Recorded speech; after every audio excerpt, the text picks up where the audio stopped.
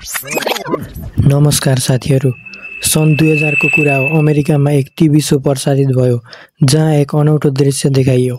एक अर्बपति व्यवसायी जसले राजनीतिमा कुनै चासो देखाएका थिएनन्, जसलाई धेरैले चिन्दैनथे, आकस्मिक रूपमा अमेरिकाको राष्ट्रपति बन्न पुग्छन्। नाम थियो डोनाल्ड ट्रम्प।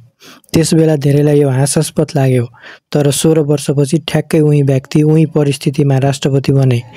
यतिसम्म सिमिलर थियो कि त्यो एनिमेसनमा देखाइएको सिन, ब्याकग्राउन्ड, कपडा र मान्छेहरूको हुल सबै दुरुस्तै।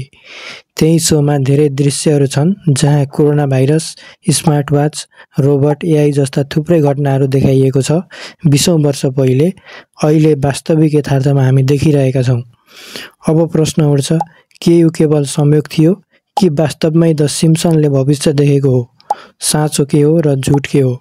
आउनुहोस् आजको भिडियोमा यिनै प्रश्नहरूको उत्तर खोज्ने प्रयास गरौँ।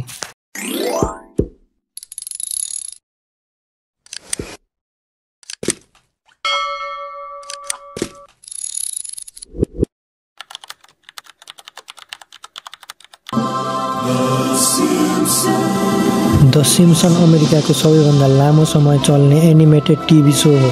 सन् 1989 मा सुरु भएको यो सो म्याट ग्रोएनिङले बनाएका हुन्, जसलाई फक्स नेटवर्कले प्रसारण गर्दै आइरहेको छ।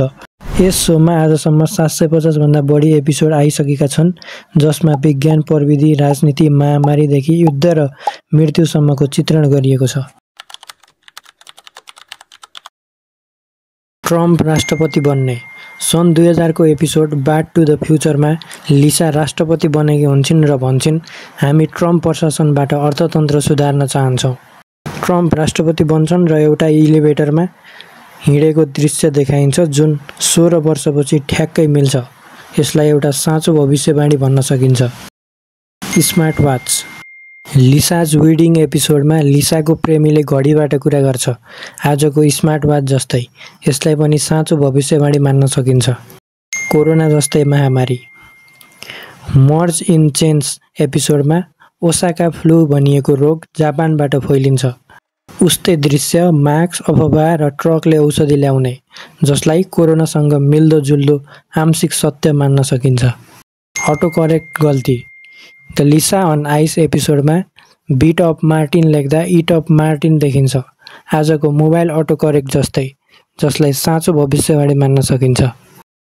डिज्नीले फक्स किन्ने।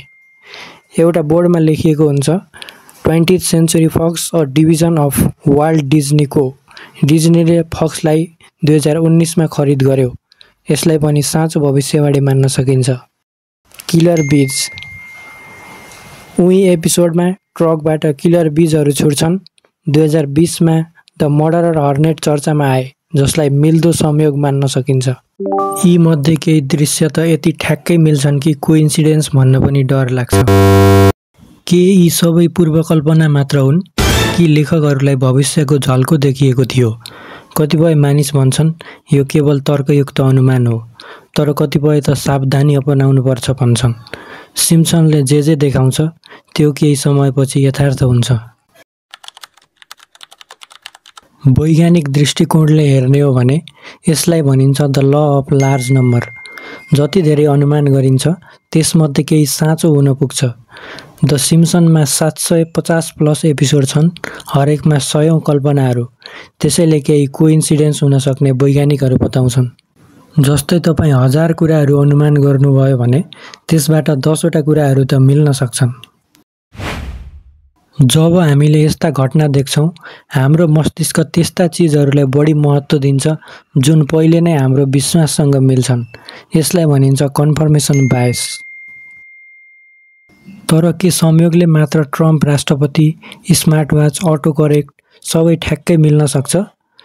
किन बारम्बार यस्तै मिल्दो कुराहरू देखिन्छन् सिम्पसनमा? के हामीले बुझ्न बाँकी केही रहस्य त छैन? सिम्पसनका प्रशंसकहरू भन्छन्, सोमा अझ धेरै भविष्यवाणीहरू देखाइएका छन् जुन आउँदो समयमै पुरा हुनेछन्। जस्तै 2030 मा मार्समा मानव बसोबास, एआई रोबोटद्वारा युद्ध, क्रिप्टोकरेन्सीको ग्लोबल डोमिनेसन, ह्युमन क्लोनिङको अनुमति। यी सबै कुराहरू सोमा देखाइएको छ। के अब पनि तपाईँ यसलाई केवल कोइन्सिडेन्स भन्नुहुन्छ?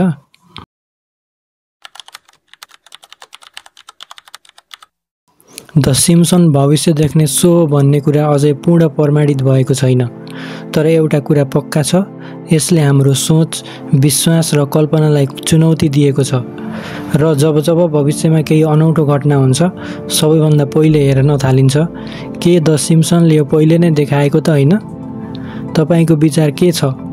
के द सिम्पसन भविष्य देख्थ्यो कि केवल हामी नै भविष्य देख्न थालिसकेका हौँ? कृपया कमेन्टमा आफ्नो विचार लेख्नुहोस् र यस्ता रहस्यमय भिडियो हेर्न द ज्ञान कर्नरलाई सब्स्क्राइब गर्न नबिर्सनुहोस्। आजको लागि यति। अब अर्को भिडियोमा भेटौँला। धन्यवाद।